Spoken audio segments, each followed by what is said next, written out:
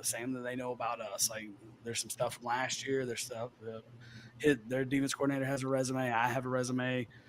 There's tape, so you watch that stuff and you figure out, hey, you better be ready to adjust, and you can't wait to halftime to adjust, and you better be ready in the second, third series to adjust. So there are definitely things that you put on the field to see, hey, how are they going to play this? How are they playing this? Like, what are they going to do this for versus this formation? What are they doing versus this personnel grouping? And you build openers that way, so it reveals some stuff to you. All right. Welcome back to the GamecockScoop.com podcast, the official podcast of GamecockScoop.com on Rivals. I'm Caleb, joined by Pauline and Alan, and we are breaking down the UNC game week. Be sure to follow us on X and Instagram, and I think that's the first time that I haven't called it Twitter first, but and YouTube, all at Rivals Gamecock, and then GamecockScoop.com for all the news. Plenty of premium articles, plenty of free articles. We're getting ready for game week. That was Dowell Loggins talking about the need to kind of start fast, making game adjustments before halftime. I know that wasn't meant to be a shot at Marcus Satterfield, but I do think that probably folks that have been, sort of wringing their hands over the past couple of seasons were probably at least encouraged to hear that. Now, whether or not that actually happens, we'll find out soon. But definitely one of the criticisms, I think, of the previous offensive coordinator was if his game script did not go according to plan, like at the beginning of the game, it usually never really bounced back. In-game adjustments weren't his strong suit, and we'll have to see if that works out a little bit better for Dowell Loggins. Granted, I think South Carolina fans got a little spoiled because they had one of the greatest in-game adjusters of all time in Steve Spurrier for like a decade, so that'll ruin anyone. But before we get fully into the UNC game, let's talk a little bit about recruiting. Don't have a ton to share. I did talk a little bit about Daniel Hill in the weekly recruiting wrap-up last week. I'll have the visitors list for the Charlotte game, the UNC game in Charlotte tomorrow. There are several guys that are planning to make it in. I believe Jalen Gilchrist was one of those. A lot of 2025 names, which, I mean, unsurprisingly, the 2024 class is almost wrapped up. But we'll see some late emergences like we have both of the last two seasons too. Some of which we might talk about today. Thinking like Lenora Sellers, who didn't get an offer till October last year. So anyway, let's talk UNC. So before we get into like actually breaking down the game, we heard from the players and each of the coaches this week in their press conferences. And to me, it seems like they're just as ready for the season to start as we are. They're kind of tired of talking about it. They just want to kind of lace it up and get things going. What are some of the big takeaways from this past week and kind of where their heads are at as we head into this week? Alan, I'll start with you. Not a normal week. Not a normal week one. I think Beamer said, no disrespect to Eastern Illinois and Georgia State, especially not Georgia State, but no, you're playing a ranked opponent and you're playing in front of 70,000 people on a neutral site. There's recruits there on both sides. This game day is going to be there. I mean, geez, I think the line Beamer used was game day wasn't calling to come to Eastern Illinois or Georgia State. Like this is a huge week one game. And I know they know that. I know all of you out there know that. You've been thinking about it since January, since pretty much when the Gator Bowl ended. But this is not a regular week one, and they're going to have to be ready to go immediately because this can get out of hand quick if they're not. One of the big stories, I guess, coming out, and pretty much every coach this week talked about it, was that they started off the week a little bit sluggish. Shane Beamer kind of came in there with like a pissed off attitude, I guess, on Tuesday, saying that he was disappointed that they got their butts kicked. He said it was a crap effort or whatever. Dowell Loggins kind of came in with like a good cop attitude yesterday. I feel like, where he was like, they had a long break. It was a little bit expected. And he also said that they had had a better practice on Wednesday. So I guess it's easier to talk about the bad practice once you've kind of scrubbed it from the system. Pauline, I don't know if you had a chance to watch any of the pressers or whatever from this week, but what were some of the things that have stood out to you as they get prepared? Well, actually, both of those points.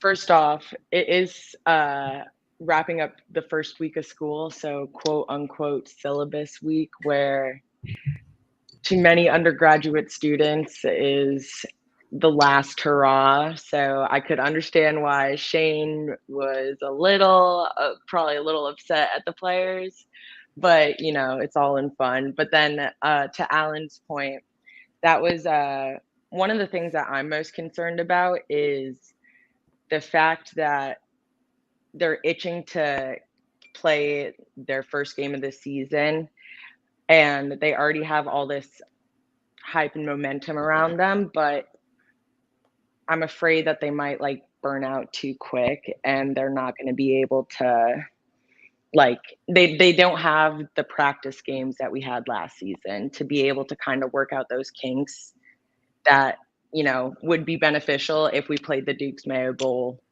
all the way at the end of the season versus it being the first one. Yeah, I would say that this is definitely of the three Shane Beamer seasons the most anticipated and the one where you have the most hype. Obviously, you aren't full on ranked, but by most polls, when you look at the others receiving votes or whatever, you're like between the 25 and 30 range. If you win this game, you're immediately ranked. Game day is going to be there. So steady progress, but this is one of those moments where you need to seize that momentum and not fall on your face. From a recruiting standpoint, there's a lot of recruits that you're competing against North Carolina for that are going to be at that game. We've already seen over the summer, you lost Malcolm Ziegler to North Carolina at the last minute. So I do think that this game is important in many ways. And as we talked about, if they want to have the 2023 season that they like the upper ceiling limit of, you got to win these toss-up games starting with this one. I also think there's a proof of concept thing to be had here too. You know, it's easy to forget we're 9 months removed from it. There were a lot of questions about the Dowell Loggins hire from all of us. I don't think they were unfair questions, but all right, you hired an offensive coordinator who's got an NFL track record. He's been a position coach in college, but he's never called plays in college football. That was a risk, and I think we still know how that's going to work out. You go beat UNC, okay, there's some proof of concept that this is off to a good start. Other side of the ball, you go beat Drake May, you beat a guy that might be the number one pick at the NFL draft in April, a quarterback who might be in the Heisman discussion. Okay, there's some proof of concept for what Clayton White's talked about. Like you can back up a lot of the things you've been saying for the last 8-9 months if you go out and put in a good performance Saturday in a way that you just can't do by beating Georgia State or Eastern Illinois week 1. Yeah, definitely. And I put out an article at the beginning of the week that was 5 questions for the UNC game. And definitely the number one was, what does Dowell Loggins' offense look like? We think that there's going to be some carryover from last season. We know that he's put some things in Spencer Rattler's hands and feels confident in doing so. That's another storyline that we'll have to get to is this Rattler versus May showdown, which is, of course, what the national pundits are all talking about. But yeah, I'm really curious. 40 NFL scouts there, by the way. Yeah, there's limited press box space because of how many scouts are going to be there. But yeah, so I'm just interested to see what Loggins' offense looks like. We think that they're gonna go fast sometimes, maybe not all the time. I know several players and Loggins himself talked about that a little bit this week. And we think that they're going to throw it around a lot, but we also know that there's some questions, especially on the O-line, especially in the run game, that are going to have to be answered on Saturday. Yeah, I think the how is the Dowell Loggins offense going to look thing has been what we've been talking about since December, pretty much. I'm especially interested in just going back to what you played at the start of the show here. All right, any offensive coordinator worth of salt can script 10 plays, can script 12 plays. What does drive 3 look like? What does drive 4 look like? How are you adjusting? What does the in-game flow look like? How are you sequencing? You know, what are you calling in the second quarter to set up a play in the fourth quarter? All that stuff that you're just going to have to wait and see about is kind of what I'm interested in. Yeah. As far as the showdown of the quarterbacks or whatever, Drake May is obviously the one that's coming in with all the hype. I believe Dowell Loggins gave a Andrew Luck comparison.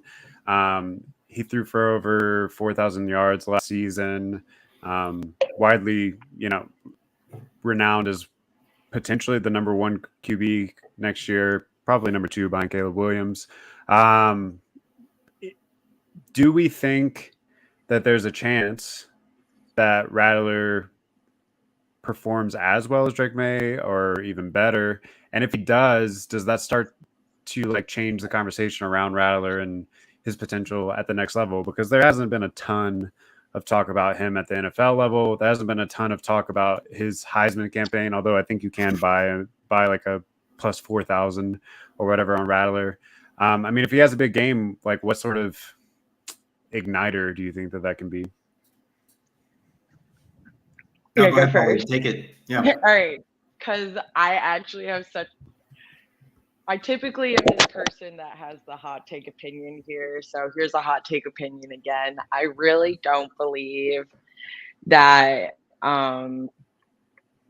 he's all worth the hype. I think Drake he's May. very similar to a Stenson Bennett type deal where it's all just, I mean, he was good, but it wasn't I don't know. I just feel like he's a lot of over media hype, kind of like Ryan Helinski was, where everybody was just like, this quarterback's going to be the best quarterback, save us, whatever.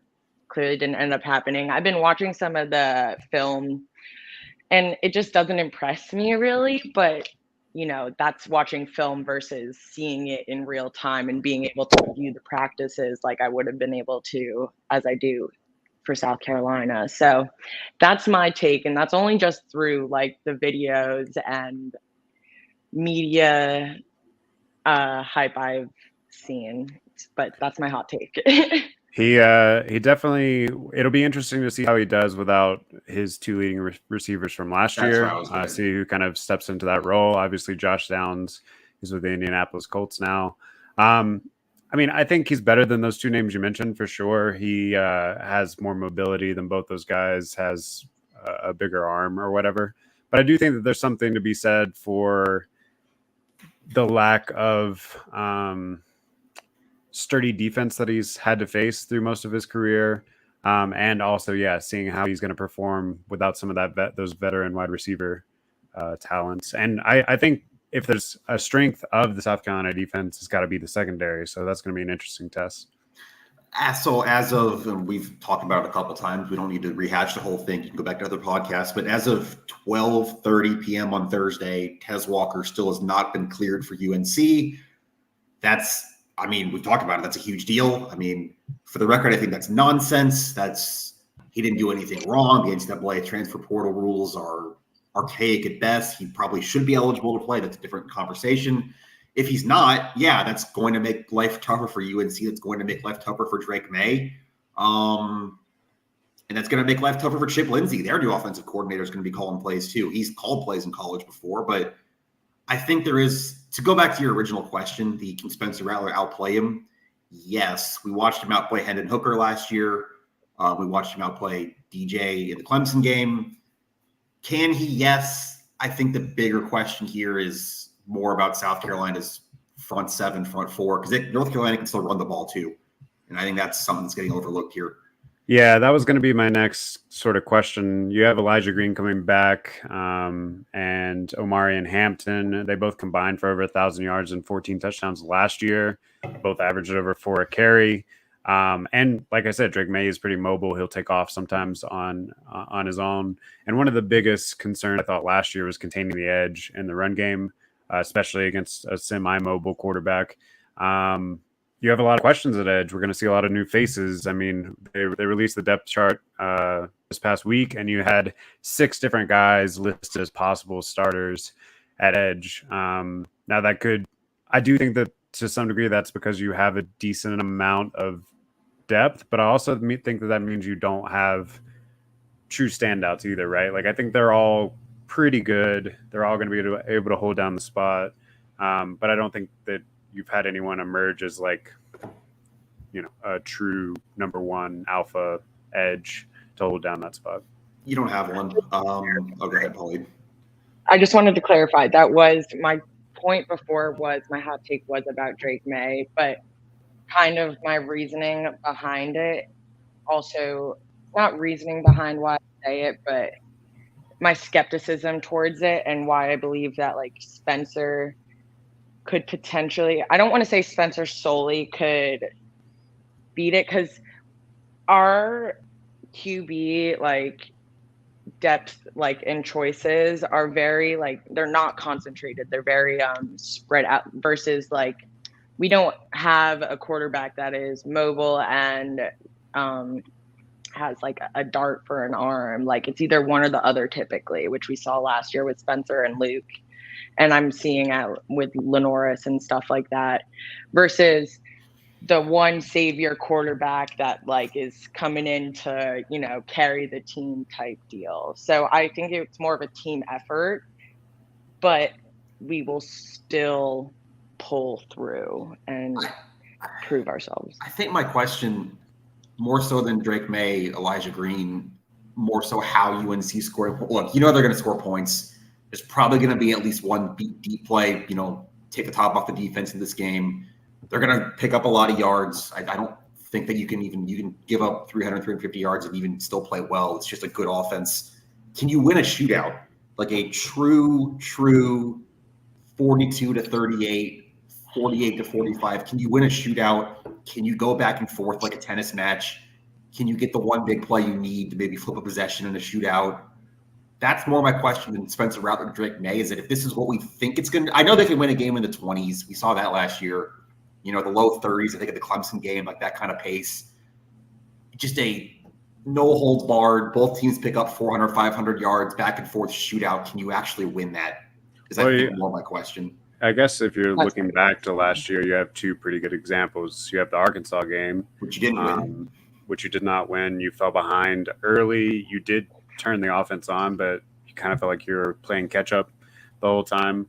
And then you have the Tennessee game where you came out, scored on the first 5 or 6 possessions, and never really let off the gas there. Obviously, I think you can win a game without it necessarily going as perfectly as it did against Tennessee, because that's a rare occasion.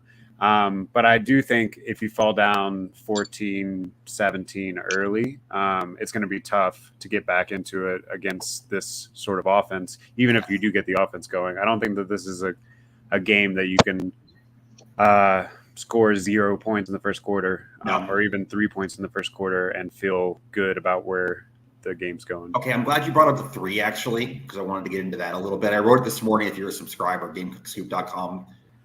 Last year, the only team in the country, 131 teams, who went for it on 4th down at least 30 times and converted more than 70% was UNC. They're aggressive. They use all 4 downs. They don't like kicking field goals. They know their offense is their strength, and they kind of steer into that.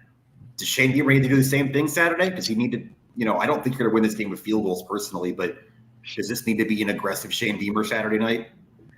I think we're going to be within a few, like, I think whoever, because I know we're going to do our predictions, but I think regardless of who is winning, like, it would be really depressing if it was like a Missouri type of beat where we just completely choked. But I know that even though it's a neutral site, we're the home team and like we have the quote unquote home team advantage, but we have previously played them before. There are still players on the team that have already played the same game before. So the nerves might be like, you know, diminished a little bit.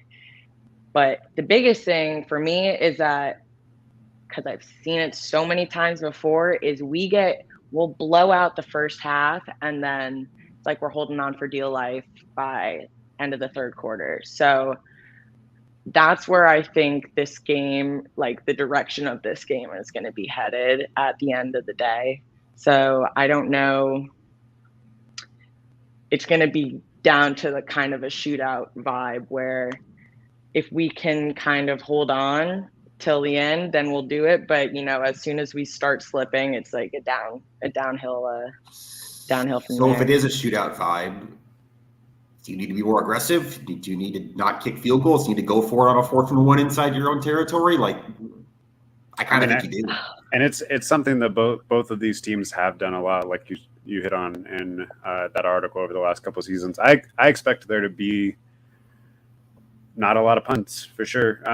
If there's 4th and shorts, then I think we've seen a propensity for them to go for it. I also wonder, like, we've talked about this a little bit throughout the offseason, like, are people on to the special teams tricks of South Carolina yet? Like, is that something that teams are preparing for now? Because I think that they probably are. Every week they're having to spend time in their practices looking out for that fake punt, looking out for whatever. Do we see things get a little bit more complicated? Do we see them maybe do that less and keep the offense out there because people are going to be expecting it more? I don't know. Like, it's just an interesting thing to think about now that that's kind of the South Carolina brand is special teams. Can you still get some of those like easy conversions that you got over the past couple of years? Now, I never want to doubt Pete Limbo. I think that's kind of where I am with it. I just figured out, and their playbook's big. They do a lot of different concepts, and they do it in week 1. Remember Eastern Illinois? You had the buttle huddle week after the first score, go for 2. Last year, fake field goal, set up a touchdown. They like to start the. I lean towards you're going to see some of that Saturday, and I think you might have to see it. I agree with that, where at the moment, until, the team kind of develops its identity a little bit more and figures out, what plays will be like the best fit, like, we're going to see the trick plays. I mean, like we discussed when we were going through and creating our mock depth chart, our special teams is our strongest area, which, I mean, like Caleb said, is our South Carolina identity, but it is all we have, in my personal opinion. Like, as soon as somebody catches on to the tricks and, maybe gets a little schemy,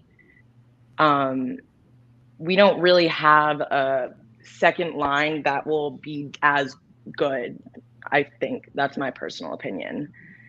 I think there's only like our first line. As soon as somebody gets like knocked down, it's going to be detrimental for our success. As far as the matchups in this one go, defensively on both sides, I feel like there's a little bit of a strength on weakness thing happening. So I think that North Carolina's DBs are probably their biggest question. South Carolina's passing game is obviously its strength. As we said earlier, South Carolina's edge rushers are probably their biggest question. I guess that this is more of weakness on weakness, but the weakness may not be able to be exploited. North Carolina is kind of shuffling around their tackles, but they feel pretty good about their interior offensive line, which is similar to South Carolina. But yeah, the question is, do those edge rushers actually take advantage? Are they able to get some pressure on Drake May? Are they able to hold that edge, even though, maybe that's a weakness? So I do think we are setting up for a high-scoring game, just because I think probably the strengths of each defense aren't really able to take advantage here. Yeah, and I think too, if you're talking about strengths of defenses not taking advantage, and look, we know both these defenses are going to give up yards. It's just what this is going to be. You need Spencer Rattler to not give away a possession, because that might be all it takes. Do either of you know off the top of your head how many interceptions Drake May threw all of last season? Like 2 interceptions, 14 games. Yeah. He doesn't turn the ball over much. 12 for Spencer last year, I think. Yeah, and that was more like than I can count on my Cody fingers. through 2. I believe that was 10 or 11 of those through. He had more interceptions games or than something. touchdowns until the Tennessee game. Yeah. Point being, you probably can't even throw one Saturday. I mean, maybe you can get away with one, but you definitely can't give away more than one possession Saturday and expect to win the game. At the very least, I think your turnover ratio is going to have to come out even, or Yes. maybe slightly to your advantage. Now we've seen that South Carolina defensive backs are pretty good at creating turnovers, but you're playing against a quarterback that's a pretty good decision maker. So that's kind of what I'm getting at. Is you need good decision making. Spencer Rattler Saturday.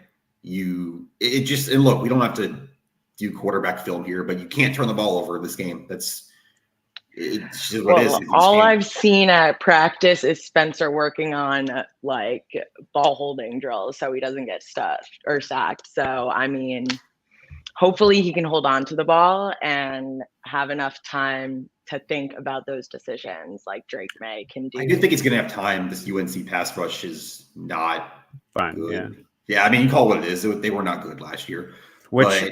As you're working in this new offensive line and have all these questions at tackle for South Carolina's offensive line as well, I think that's a good thing.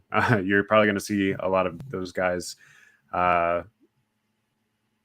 throughout this game, like those 4 guys that we've talked about: Sidney Fugar, Jackson Hughes, Casey Henry, Tayshawn Wanamaker. Exactly. What's your opinion on him? Because honestly, like I'm skeptical. No, Henry, I'm skeptical that Kaysen is gonna really like. I don't know. Even like yes, and I know that he has skill, but because of all last season, I mean, like we saw him play in 2 games last year. Yeah, because I know, and then he got surgery over the summer. Yeah, but I feel like I see him on the sidelines more often than not during fall camp. I would see him more like not being a participant in the drill, which obviously is probably due to his knee and stuff. But I don't necessarily it's like good for him, but I don't see talented but raw is what I would say. Needs to be polished. I know that he has. He's a redshirt freshman. He's played in 2 games. Exactly. And that's something else I wrote about this week too. But look, you're going to have a lot of freshmen playing Saturday. You just are. I know we got a topic on freshmen a little bit later here, but a lot of new guys, a lot of new faces, a lot of guys that's something Shane talked about Tuesday. Definitely never played in an environment like that before. Whether that's Kaysen Henry, whether that's Desmond Umeozulu going back to the edge position. Some secondary players, Jalen Kilgore, Pup Howard is going to be a big part of this game at linebacker. I'm going to be interested when we get that travel roster to see how many true freshmen made the trip, because I'm expecting it to be in double digits. I'd be surprised if it's not in double digits, to be honest with you. And to answer your question on Henry, I think if he probably doesn't have that surgery, he talent-wise is probably locked into one of those tackle spots. But I do think that's one of the reasons that they brought in these transfers and stuff, is there's been a little bit of unknown and youth at the tackle spot. Because, like, again, I believe in the future talent of Tree Babalade. I believe in the future talent of Marquis Anderson.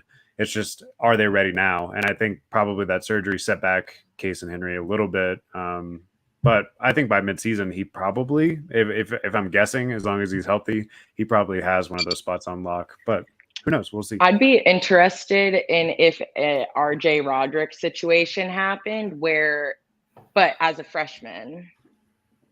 Meaning? As like, since we all have first line, like there's going to be a lot of freshmen like in our first lineup. Who's going to replace someone gets them? Hurt and then a freshman comes in? Like first game, because last year? Okay. Exactly. Like who's on the backup when like a freshman has to step up to the plate like that, but a freshman was the one who was already there in the first place. Like we're just, I feel like I think that you probably feel better about the depth across the board than you have at any point in the Beamer era from a talent perspective. But from a veteran, like, has been there, done that, seen it, you're pretty thin this year. You're gonna definitely have to rotate in some freshmen. If some people go down for injury, you're gonna have to play some true freshmen. Which, I mean, if we want to, let's do our predictions real quick, and then we can get into some of these season-long superlatives, because I think we're going to talk a lot about the freshmen there. All right. We've talked a little bit about the matchups. We talked about the Drake May, Spencer Rattler experience. Push comes to shove. Let's hear each of your picks for this game. Give me a score. Give me who's going to win. if you want to add a little bit about what you think is going to happen specifically. But Pauline, you want to lead us off? Yes, because my computer's going to probably die after this. So I'll give my take. But as always, I trust my gut feelings. And my gut feeling is saying that although I'm comparing it to a bowl game, I feel like it's going to be or like pan out very similarly to the Gator Bowl, except we're not going to choke. We're going to hold on till the very but it's going to be like the reverse. It's going to be like Clemson, but in the scoring range of Notre Dame and South Carolina. So I guess I would say, I was talking about this yesterday. 34-37. South Carolina. And for those of you that haven't been listening, Pauline's gut feelings did have a win over Tennessee, which ended up happening. So I was the only one. That's true. We had a gloom and doom podcast that week, and then we were like, wait, okay. You know why we had a gloom and doom podcast? Because some of us, and by some of us I mean me, drove to Gainesville the week before. Yeah, I mean, there wasn't a whole lot of reason for optimism at that point. But then, always the optimist over here. Hey, someone has to be, right? All right, so 37-34 South Carolina over North Carolina. That's pretty close to what mine's going to be too. Alan, what about you? I think we're all going to be in that same kind of range. I do think it has to be a little bit lower scoring than that. I very much a need to see it with Dowell Loggins in a game before I completely buy into it. And I do think for all the talent North Carolina's offense has, there's still question marks there too, especially at wide receiver. I don't subscribe to the idea that they're going to roll the ball out and score 40 points just because they have Drake May. Thank you. I still think they're going to put up yards and probably hit a big play at some point, but I'm going to say 31-28 South Carolina. I'm on the same. I think South Carolina wins close. I don't see this game getting away from either team, but if it does, it's going to be us. If it does get away from a team, it will be us. So we have to make sure. I do think and look, he still might end up playing. The Tez Walker thing matters. Like, that's a 1,000-yard receiver North Carolina brought into play that right now isn't going to be able to play. And I think that matters more than people are maybe giving it credit for. I think South Carolina finds a way to get this done. So I did my way too early predictions throughout the summer. I'm almost done with them. Only 2 days before the season starts. So you can go, if you just look up early football previews and predictions, Gamecock Scoop, you can see each of those. And I'm looking back at my North Carolina one that I did back in early June. And I said South Carolina 35, North Carolina 34. I think I'm just going to stick with that. That sounds about where things are. Maybe some sort of special teams play, blocked extra point, safety, something weird to get that score. But I think this is about as close as you can get. I wouldn't want to bet on this game. I've been advising everybody who asks me, what's the inside deets? Who should I like? Because of my gut feelings, everybody knows about them. But I'm I don't even want to give y'all my opinion, just in the slim chance that North Carolina favored by 2.5 right now for those who have a line. But that's what I think South Carolina and Clemson were. It was very similar. It was 10, I think. Yeah. In the very beginning, wasn't it closer? And then it might have moved a little bit after it opened, but yeah. I feel like when I first remember it was something close. And then it got 4.5 or something. I don't know. No, I'm pretty sure it was bigger than that. Partly because it was Clemson. Wow, it ended at 14. Clemson was a 14-point favorite. I was about to say I think most people thought the Tennessee thing was a fluke at that point, and then it ended up not being. So, let's go really quickly. Pauline, you got time to pick the rest of the schedule real quick. All right, so we all picked North Carolina win, although very narrow. Let's get our records for the season down on the book. So 3 wins for North Carolina. I assume we all have South Carolina being Furman. We don't really have to break that down too much. I mean, you and I did the first half already, Caleb, the schedule on this, but All right. Do we all have don't know about losses Georgia against yet. Georgia? Yeah. Pauline? What if you pull like a Ryan Helinski? Like what if we just like blow it out of the park? It's going to Uh, have If to that be makes something sense. weird. It's definitely going to have to be a weird game if you're going to win that one, It's but about there's no way time that I can though. predict And that. I feel like they have to come back now after like they kind of got their ego taken down a notch this past season. I think I Hoping. had it 3-3 after Florida. We did this, Caleb, for the first time, so that kind of accounts for me through there. I think you did too. Maybe Yeah. you had 4-2. Yeah. For So Florida. we're all pretty much on the same page for those first three. We both had Mississippi State wins. Pauline, what are you thinking about the Mississippi State game? Yes, I'm gonna go with that, but I also feel like we could potentially like it could be a Missouri type That's game gonna where get like we weird. should have won. Yeah. Yeah, and I'm actually wrong. I think Alan, you had flipped yours to a loss against Mississippi State when we talked a couple weeks ago. I had them splitting. I think there goes Pauline. I had them splitting UNC and Mississippi State just because I feel like that's the way it's going to end up going. But all right. So then you got at Tennessee. Me and Alan both had a loss. What do you think, Pauline? At Tennessee. We still have Pauline. Her picture is there, but she's not there. All right. Well, whatever. We were 6-6 through the first part of the schedule, so you and I can pick up after that. So, oh yeah, her computer died. So we'll just pick up where we were. So we were 3-3. I was 4-2, and you were 3-3 through the Florida game. What do you think at Mizzou for Week 7? I think you get that one done finally. It's gonna turn eventually. I think you have to if you want to have any sort of success this season that you're hoping for. But Columbia is weird. I feel like it never actually works out the way that you think it's going to in that series. But yeah, I have a win there as well. So that has me at 5-2. That has you at 4-3. And then they go to A&M. What do you think about Kyle Field?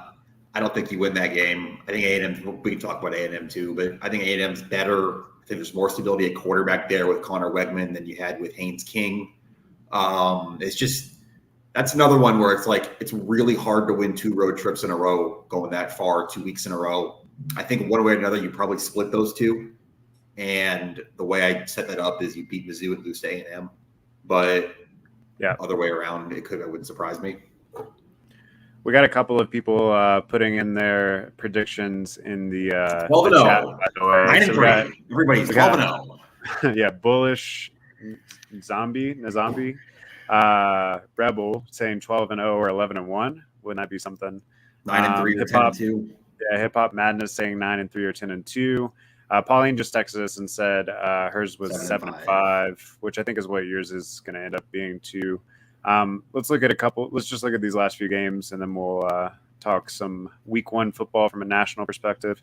So yeah, splitting Mizzou and A&M, and then you get a kind of easy stretch here for a second. You get 3 straight home games. You got Jacksonville State, Vandy, and Kentucky. I have them winning all 3 of those. I do too, actually. I think that no matter what happens to that middle stretch, you get to kind of breathe out a sigh, get back in front of your home crowd, make that final push. I assume you're going to be within range of making a bowl if you win those 3 games. And I think they get it done. So I have 8-3 at that point in the schedule. 7-4. And you're at 7-4 at that point in the schedule. And then we're going into the Clemson game, which is also at home. So 4-game home stretched in the season, kind of crazy. What are you thinking on that? I mean, I'm going to say loss right now because I had it 7-5 just in general. So I think one way or another they end up at 7-5, but I definitely wouldn't be surprised if they pulled it out at home. I just think Clemson's better. I think the Garrett Riley thing is going to work personally. I think Klubnik's better than DJ. I just think they're better across the board than they were last year. And they'll find a way to get it done. But if you found, I mean, you'd be going into that game the same place you were last year, 7-4, trying to get to 8 with a win over Clemson. Or in your case, I guess you'd be at 8 trying to get to 9. But I think you end up 7-5. You probably drop that game, but it wouldn't surprise me at all if you switched out another game and you beat Clemson. Yeah, in my official picks that I put in, back in July or whatever, I said 8-4, and I had losses to Georgia and Clemson. But in my bold prediction last week, I did say that they're going to win one of those. So why not have a little fun here? I'll say they'll beat Clemson at the end of the season. I'm going to put them down for a 9-3 season. Bullish Rebel said in his 11-1 scenario, it's either Georgia or Clemson that they're going to lose to, but he doesn't think they're going to lose a game. All right. I can't say I agree with that, but hey, that would be a really fun season. Make this podcast really, really fun all season too. Keep us busy in December. And then, Pauline said 7-5. If you want to see all of our staff picks, that's at GamecockScoop.com. You just look up Gamecock Scoop staff picks for the 2023 season. Back when we did it, we all were 8-4 or higher. But I think a little bit lower than I was in July. Well, yeah, at that point, I think we were expecting maybe a transfer running back to land, or like some of the holes to be filled. I can't remember exactly what the mindset was. And we've kind of learned a little bit more about some of these teams that they're going to play.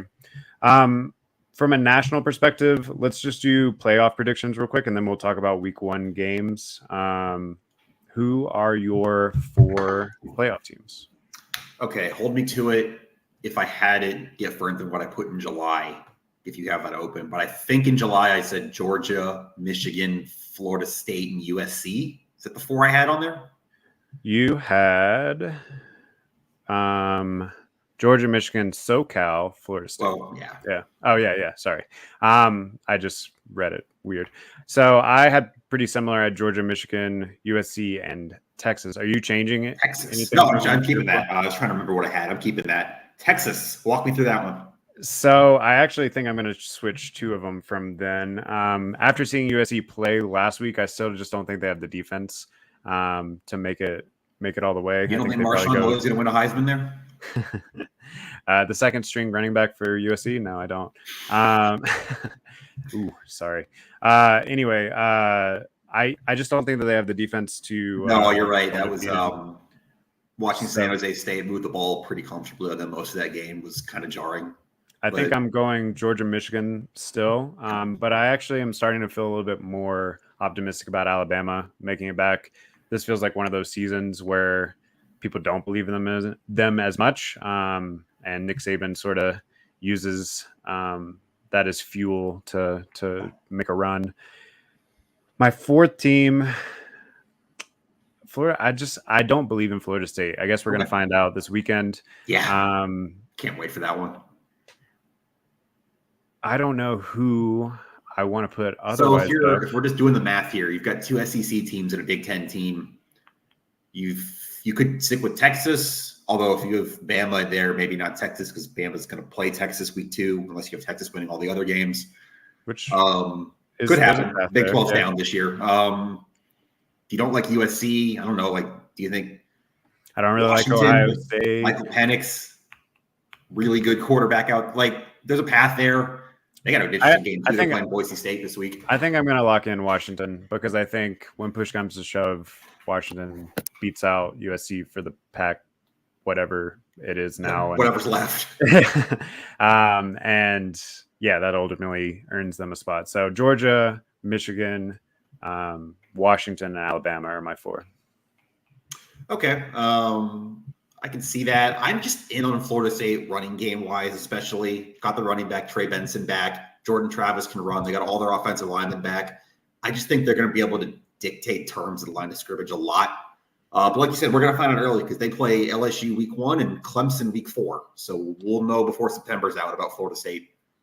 Yeah, so as we said, game day is going to be at South Carolina and North Carolina, because that is definitely the best game on Saturday. But there's some other pretty big games this weekend starting tonight, which I have no plans tonight. I can't wait to sit and watch some Florida and Utah. Tomorrow we will publish our staff picks for week 1. Right now, we're all kind of neck and neck, 4-1, 3-2-ish from last week. Although you and I did pretty bad against the spread last week. Yeah, so I was counting a little bit more from Vanderbilt against a Hawaii team in a rebuild.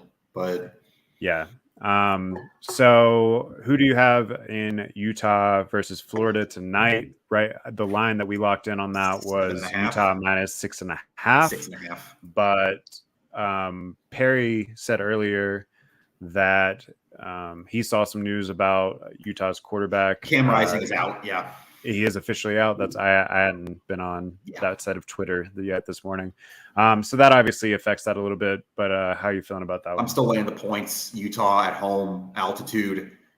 Florida's had some travel problems this week. Not their fault because the hurricane, but they had to leave on Tuesday and like spend a night in Dallas or something. They didn't get to Salt Lake till like late last night, from what I read. I think Utah's better up front. I don't believe in Graham Mertz. It's a revenge game for Utah. It's a tough place to play. I'll lay the 6.5 there. Yeah, I think I'm still sticking with it. And now you can get that game actually at Utah -5, which makes me even want it even more. I just don't. I think Utah's defense is going to hold up just fine. There's nothing about Florida's offense that makes me all that afraid.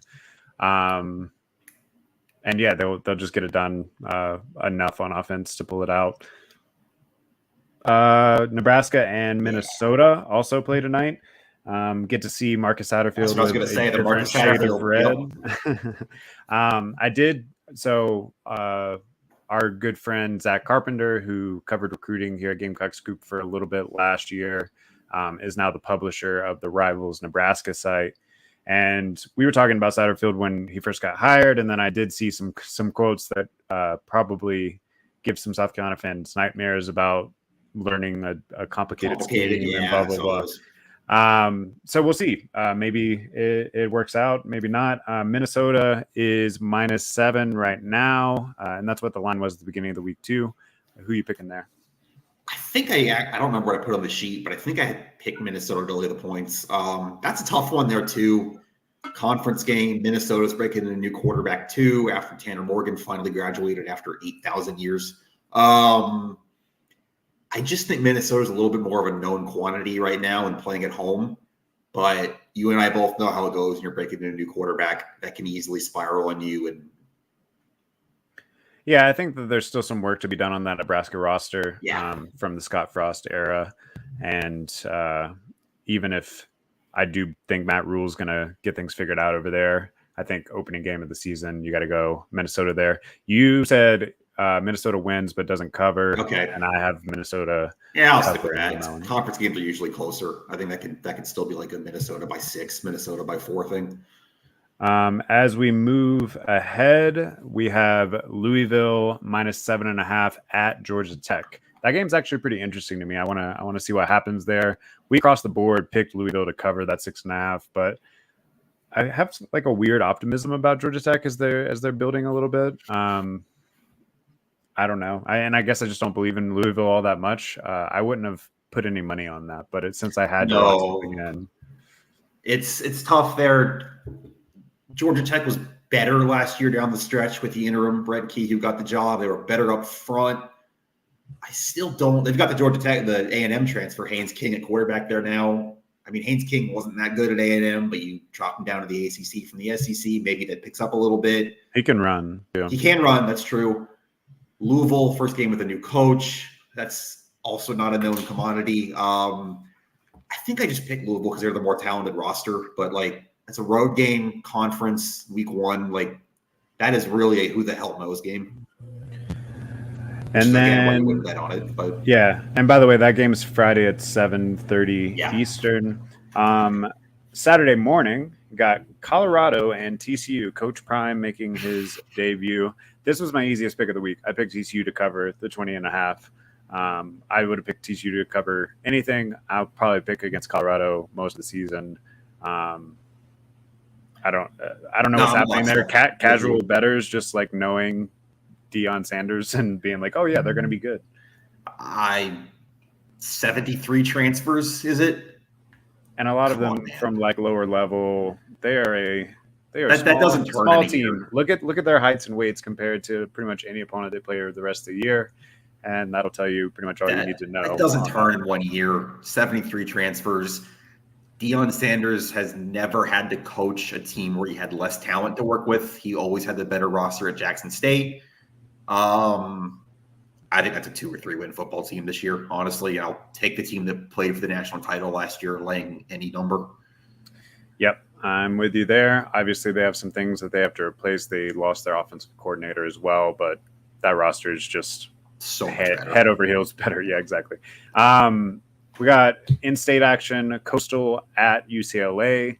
UCLA was favored at 14.5 when we made this pick. How are we feeling about the Chanticleers? Again, if I put something different on the sheet, tell me, but I think I picked UCLA to win but not cover. Is that what I put on there? You did, and that is what I picked as well. I'd still think Coastal has some juice to make this one interesting, but UCLA should, based on the recruiting over the past 3 years compared to Coastals or whatever, should have the Jimmies and Joes to pull it out. As long as you have Grayson McCall, you have a chance there. And I actually think Coastal might have the better quarterbacks. I know UCLA is still figuring out that they have 3-way quarterback battle going on. They're replacing DTR. Quarterback play keeps it close, but it's a tough trip. I probably won't see any of this game. It's 10:30. I'll be doing post-game stuff in Charlotte, but it should be one of the more interesting games of week 1. And I think Coastal hangs around a little bit if you're going to give me 2 touchdowns. This one was probably, I guess, the least consensus for us in the staff picks this week, which makes sense because it's the closest line. UTSA is -1.5 at Houston. That game is what time? I think it's the same time as South Carolina. Yeah, you got an evening game there. Who do you have in Houston versus UTSA? I wouldn't want to touch that one. I would not bet it. I think I picked Houston at home, right? What I put on the You have sheet. Houston. Okay. Yeah, and that's what I did as well, although I don't know, I might flip it before. Better quarterback for UTSA, but I think a better overall roster for Houston. A little bit bigger up front. That game, yeah. I'm pretty sure, went to triple overtime last year. They played week 1. I'm looking it up now, but I know this is the other end of a home and home. They played in San Antonio last year. Yeah, that game went to triple overtime last year. Houston won it 37-35. Good luck picking that. I mean, I think triple overtime speaks for itself last year. Yeah, I actually think I unfortunately did pick it last year, and I was sweating bullets the whole time. So I'm just going to opt out of that experience. It's one of the better week 1 games. We got Penn State hosting West Virginia, and they had the line that we had was 20.5. We across the board picked them to cover that. I feel pretty good about that. That's more about West Virginia being bad and probably on the verge of firing Neil Brown than Penn State. Just going on the road to Happy Valley at night with a not that good run. I mean, I think West Virginia might be the worst team in the Big 12, to be honest with you. But are you not buying the dark horse hype for Penn State as a national title contender? I do think that's a really good roster. I like Drew Aller. Yeah. I need to see James Franklin win big games before I believe it. And look, it's always going to be Michigan, Ohio State there. Maybe you could win one of those. I don't think they win both. But for the topic at hand, I think they blow out West Virginia Saturday night. And if you win one of those and you get that round robin action, maybe. How does the 3-way tiebreaker work? If they all go 1-1 against each other, I feel like that's something we're going to hear about a lot this year if it breaks that way. But I'm sure it's like not BCS rank, but whatever the college football playoff rank, which would probably hurt Penn State just from a name recognition standpoint. Not that they're not a well-known program, but when there's any division in the sport that's getting 2 teams in the playoff, it's the Big Ten East. That's those 3 I think are all really good. That is true. All right, we just got a couple more. We got Florida State. That's the one versus LSU. That is what, Monday night? Sunday night. Labor Day weekend, a little Sunday action. So that's Sunday night at 7:30 Eastern. LSU is -2.5. Where's that at? It's in Orlando. It's one of those neutral site. New Orleans last year. It's like a home and home, but still not on campus, which sucks. But I got to just stick with my Florida State stuff. I'm optimistic there. Florida State won this game last year with a worse roster than they have now. I wouldn't at all be surprised if LSU won. I picked LSU to win the West. I think LSU is the best team in the SEC, not named Georgia. But I'll stick with my Florida State pick and say they win a close game. Yeah, this one's going to be a good one. Has far-reaching impacts for both of their season-long hopes. Although I think Florida State could lose this one close and then run the table and probably still backdoor in. I mean, same for LSU, I guess, but that's a harder path for LSU. The rest of us picked LSU, so you stand alone on that Florida State pick. It wouldn't surprise me if it went the other way. I tend to think that Florida State's still about a year away with that roster. Okay. And then Clemson minus 13 at Duke. That's the Monday night game, 8 p.m. Eastern. I assume you're picking Clemson. Do you think that they cover that 13-point spread? I don't think they do. I think I put that on the sheet. Clemson win, but not cover. Yep. Okay. So, yeah, Duke won 9 games last year. Not a lot of people talked about it. I don't think they're going to be that good. I know they had some really big turnover luck last year. It's going on the road. It's week 1. It's a conference game. Mike Elko is a defensive guy. I got a salty defense. That just feels like one of those Clemson controls it. You never think it's in danger. And you look up at the end, and it's like 30-17 or something. And they don't quite cover, but they still win. I agree with you there. This is one of those spots that they usually open up the season in a more dominant fashion. But I do think that line is pretty much right on, but I'll just say that they cover by 14 or 15 or whatever. There's a couple other games that we did not pick this week that I think are kind of interesting for South Carolina fans. Virginia and Tennessee, that's at 10 a.m. or sorry, Mountain Time. That's at noon on ABC. Right now, Tennessee is is minus 28 against Virginia. That sounds about right to me. I think that they're going to blow them out of the water. It's more about, I mean, it's not their fault. Obviously, they had tragedy way beyond football last year with shooting those 3 players in their roster. Their quarterback transferred out. One of their other quarterbacks just decided to play baseball instead. Virginia's, again, not their fault. It's much better than football. That's going to be one of the worst teams in the Power 5, I think. Just unfortunate circumstance there, and Tennessee probably takes advantage. Any chance that Indiana gives Ohio State any sort of a fight? Ohio State's picked 30-point. Well, you see that what Tom Allen did this week, right? No, I didn't know. He did not reveal his kicker on the depth chart because he didn't want to give Ohio State an advantage. Sneaky. Because if Ohio State knows Indiana's starting kicker, then you might as well not even play the game. Ohio State's going to blow them out. The other one that you mentioned earlier in the show, Boise State and Washington, I think that's pretty interesting. 3:30 on ABC. Washington is a 14-point favorite. That feels about right just because I think Washington's offense is that good. But I think it could be interesting for the first half or so. I think Washington covers that, maybe win by like 17. But that's a fun game. I'm excited to see Michael Penix. If you haven't watched him, that's one of the most fun quarterbacks in the country just to watch. I think Washington wins, but that's a good little appetizer for the South Carolina game if you're looking for something in that window before. All right, one more thing that I wanted to hit on before we get out of here. A couple of season-long predictions for South Carolina, superlatives, things that we'll kind of talk about by the end of the year. We hit on a few of these last week. If you want to go back and check that out, wherever you listen to podcasts, it's on our YouTube channel as well. But let's hit on a couple categories that we did not do last week. How about leading tackler? Who do you think the leading tackler for South Carolina is going to be by season's end? Boring answer, but I'll take the true freshman who led last year to do it again. Nicky Manwuri, I think he's going to get a lot of chances. I know they're going to want to use safeties more and run help this year. Obviously, he'll get chances on pass. He's just got a nose for the football. I'll take Manwuri, even though that's, not exciting.